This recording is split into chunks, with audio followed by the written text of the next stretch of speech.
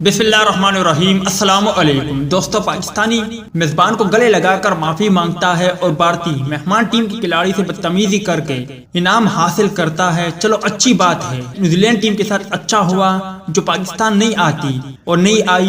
خیر، تمام تر تفصیل آپ بھائیوں کو اس ویڈیو میں مل جائے گی۔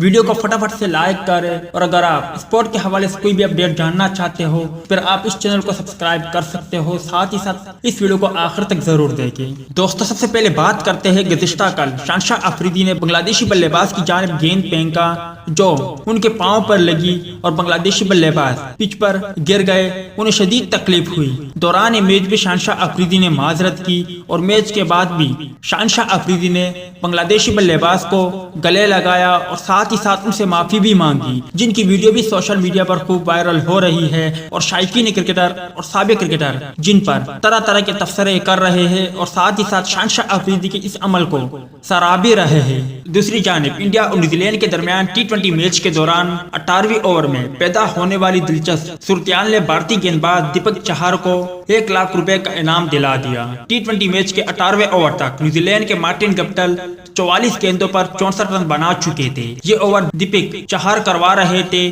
جنہیں مارٹن گپٹل نے 98 میٹر کا لمبا چھکا مارا۔ انہیں اپنی شاٹ پر اتنا اعتماد تھا کہ انہوں نے گیند کی طرف بھی نہیں دیکھا بلکہ دیپک کو گورتے رہے۔ جب ریپلے دکھایا گیا تو یہ صورتحال دیکھ کر کمنٹیٹر کی بھی ہنسی چھوٹ گئی اور انہوں نے کہا کہ یہ تو گیند کی طرف بھی نہیں دیکھ رہا۔ لمبا ترین چھکا کھانے کے بعد اگلے ہی گیند پر دیپک چہار نے مارٹن گپٹل کی وکٹ لے لی اور فوری طور پر حساب برابر کرتے ہوئے انہیں گورنے لگے۔ دونوں کے درمیان اس صورتحال کو گورنے کا مقابلہ قرار دیا گیا جس میں دیپک چہار کے سرد مہری کے ساتھ گورنے کو بہترین قرار دیتے ہوئے انہیں 1 لاکھ روپے کے انعام سے نوازا گیا۔